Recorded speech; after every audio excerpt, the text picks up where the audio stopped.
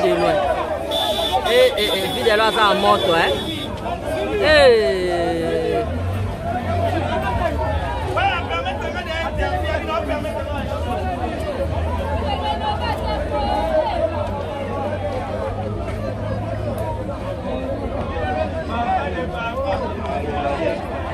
Jamais loba. Vie de loin, loba te, a oluka so policier na eso ina.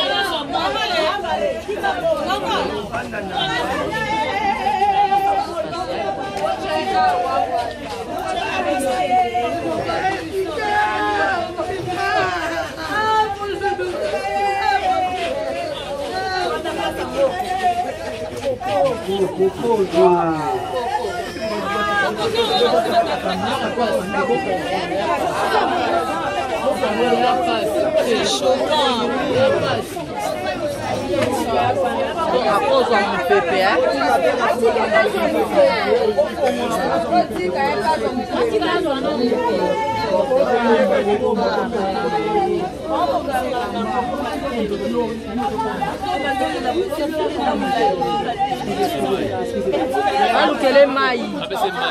Bapesa ta mai ko.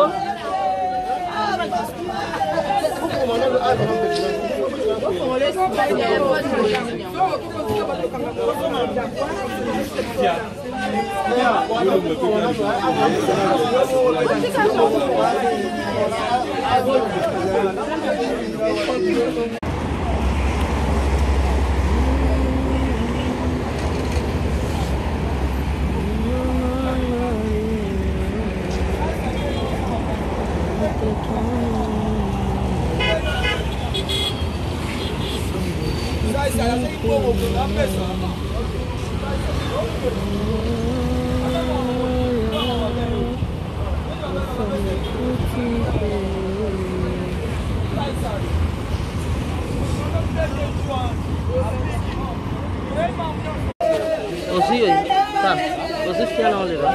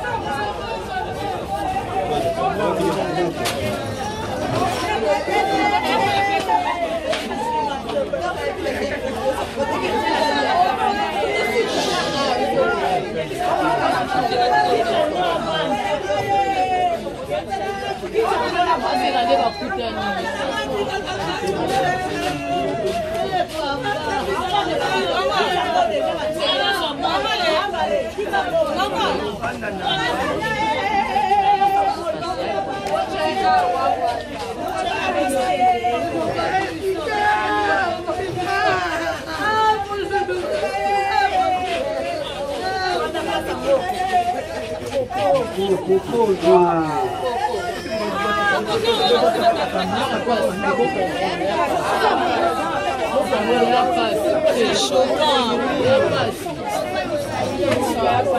À cause de mon PPA.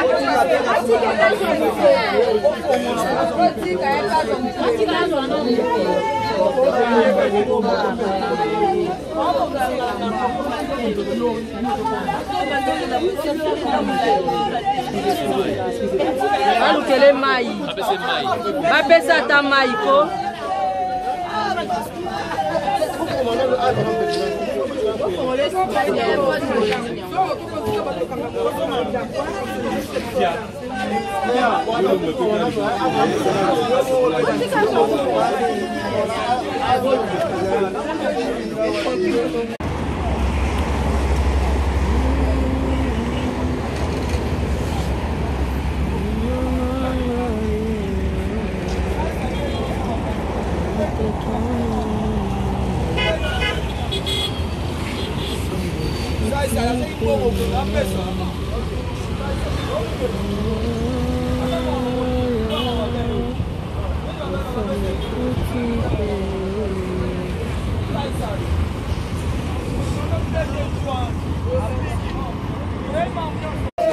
Aussi, tá.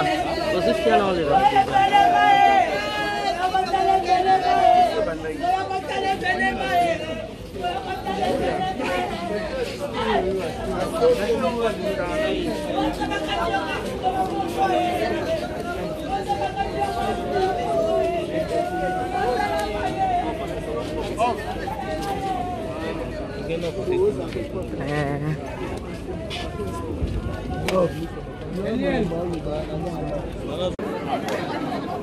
Même juste pour changer.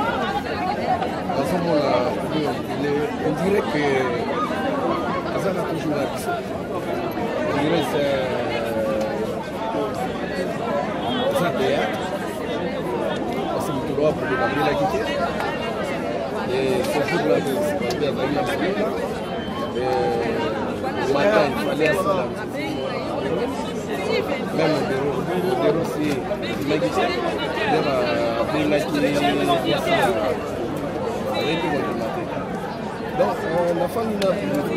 Nous, la évacué. Nous, avons la table. C'est garçon.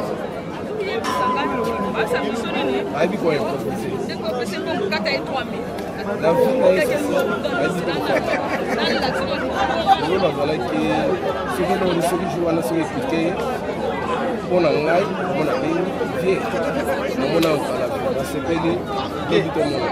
Qui est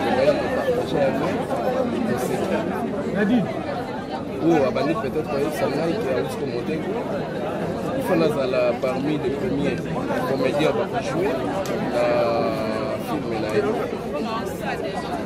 Et souvent, le film est toujours papa, il y a moi, c'est comme c'est un plus. Et puis, là, souvent, papa, il y a Christ là, donc moi,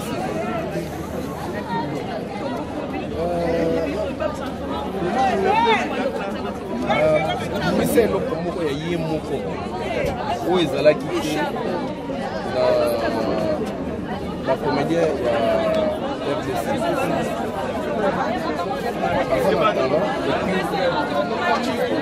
Nous nous sommes donc talent et ça va qui numéro et pour sentir que c'est quelqu'un qui a beauté à Mandingewana. On a la gagné à Poto et plupart de la partie de la Poto. Elle s'en a beaucoup, sera comme la Poto à cause du papier facile. Ça c'est vrai qu'ils aiment. Donc parce que ce sont là vrai qu'ils aiment, on va bien à qu'ils et avec la costume naïe, ou l'œuf, on a unique. Donc on a une époque quand change la valise, comme ça on a la valise mobile. Il y a un chasseur naïe, costume n'est qu'un mot comme voilà, la maquillage n'est qu'un voilà, la tala naïe, avec on s'est maquillé yémouko. Donc vraiment c'est quelqu'un qui méritait quand même pas décorer. Donc, adieu pour nous. Donc, merci. Maman, nyoso a roté ma rouba. Libelobi, ceux qui nous abattent au monde, moi je suis là, ma cible, alors on a ça, mignon licolo. L'élévation, ça me termine à la côte de là. Alors, Moutounio s'en la Moutou. Moutou s'en a comprendre qu'est-ce qui se passe. Moutou s'en a yéba, ni nezo les cas, Belleville à Simbi, Belleville à Saligo.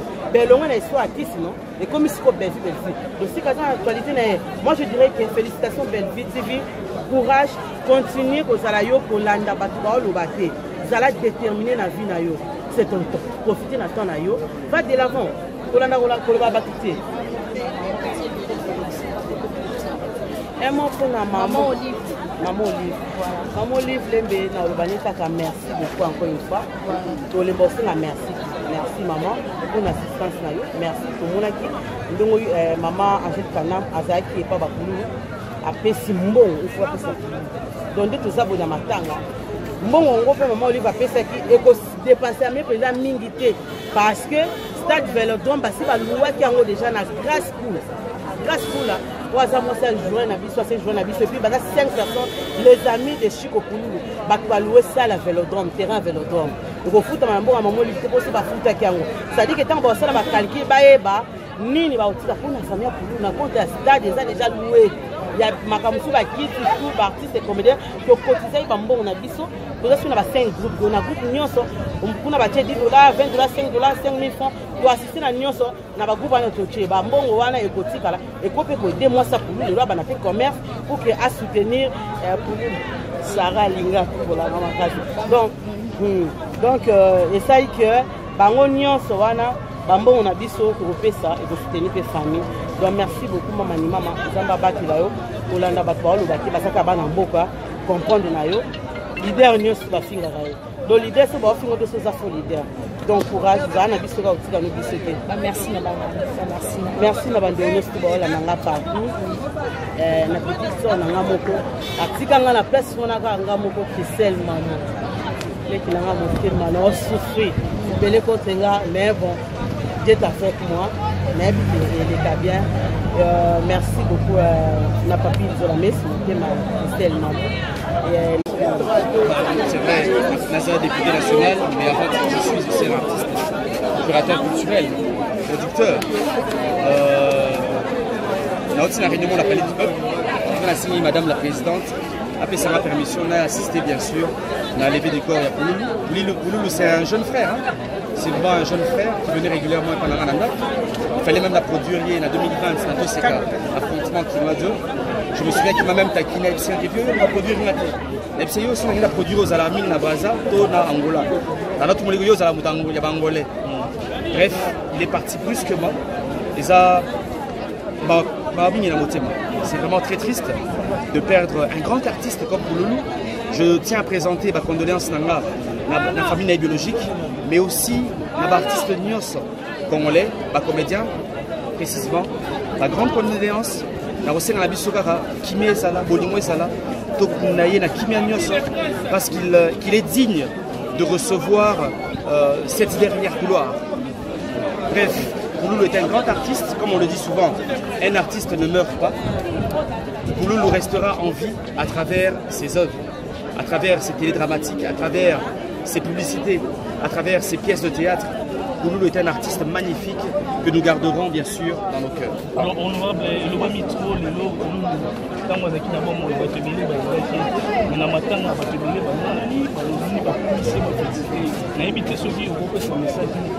j'aimerais juste dire ceci. Tous en a Bolingo. Tous en a été confinés pour la quitter Bolingo Makassi.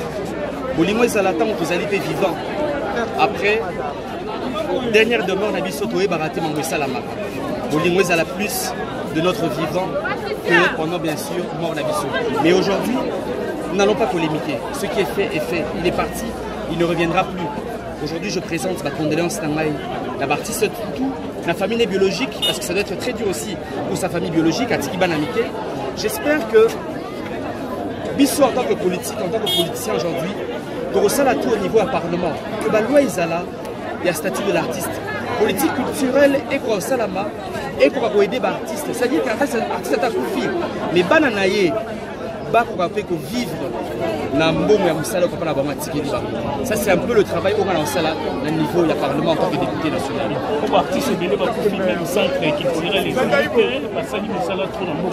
C'est notre souhait. Il y en a aujourd'hui, on ne va pas polémiquer, mais au niveau il y a parlé du peuple. L'artiste congolais a reconnu officiellement. Parce qu'il faut y avoir aujourd'hui, l'artiste congolais n'est pas reconnu officiellement par l'État congolais. Donc, le statut de l'artiste, autre recours, c'est bien sûr, le niveau de l'Assemblée nationale, et qu'on ça en sorte aujourd'hui que l'artiste congolais a ça reconnu de la même manière, médecin, militaire, je ne sais pas, avocat, juriste. Aujourd'hui, nous ne sommes pas reconnus par l'État congolais. Le travail que nous allons faire au niveau de l'Assemblée nationale, c'est la politique culturelle et un statut de l'artiste. Aujourd'hui, nous sommes venus bien sûr pleurer notre frère Chico Pouloulou et nous parlerons d'autres choses après. Même la partie politique, il n'y a pas à contenir. Les églises, il n'y a pas à contenir. Vous allez seulement demander à nous, l'artiste, tous dans la Sikamoko. Donc, laissons les temps en temps. Vivre les changements et on espère que demain, on sera dans la Sikamoko parce que beaucoup de gens les ébélés. Mais c'est très important qu'aujourd'hui, c'est la conclusion, c'est la fin des spéculations. Aujourd'hui, on trouve dans le monde que Bissomoko n'est que le combat qu'il doit pour Bissomoko l'artiste, la famille Naé, Bissomoko est le qui artiste de Kimpoko, qui est né dans le cinquantenaire, Bissomoko qui organise les Akolélé, Bissomoko qui est né dans le Kolélé, Bissomoko qui est né dans le Kolélé, Bissomoko qui est né dans le Kolélé, Bissomoko qui est né Corps et Bima Herbe. Voilà. Corps et Kobima, il y a vraiment d'engouement. Il faut accepter que dans la tour retenir mon pied sorti à moi parce qu'il faut vraiment de la sécurité. Parce que si vous êtes des investigateurs de formation, vous verrez que ça nécessite vraiment de la sécurité parce qu'il y a toute une marmaille de gens qui attendent voir le corps. Et ça serait des scandales. Donc voilà pourquoi on est en train de patienter un petit peu. On ne risque pas de sortir à 17h. Peu importe, on est venu pleurer l'artiste. Donc c'est comme ça qu'on pleure l'artiste. Voilà. Merci beaucoup. Merci.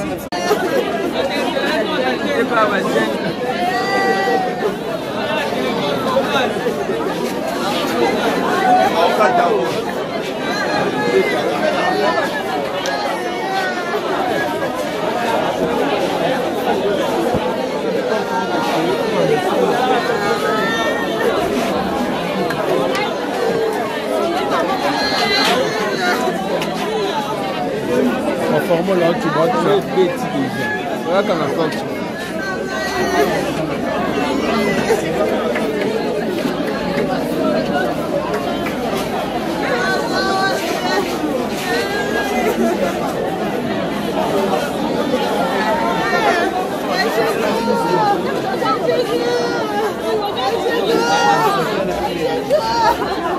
Continue un peu mieux.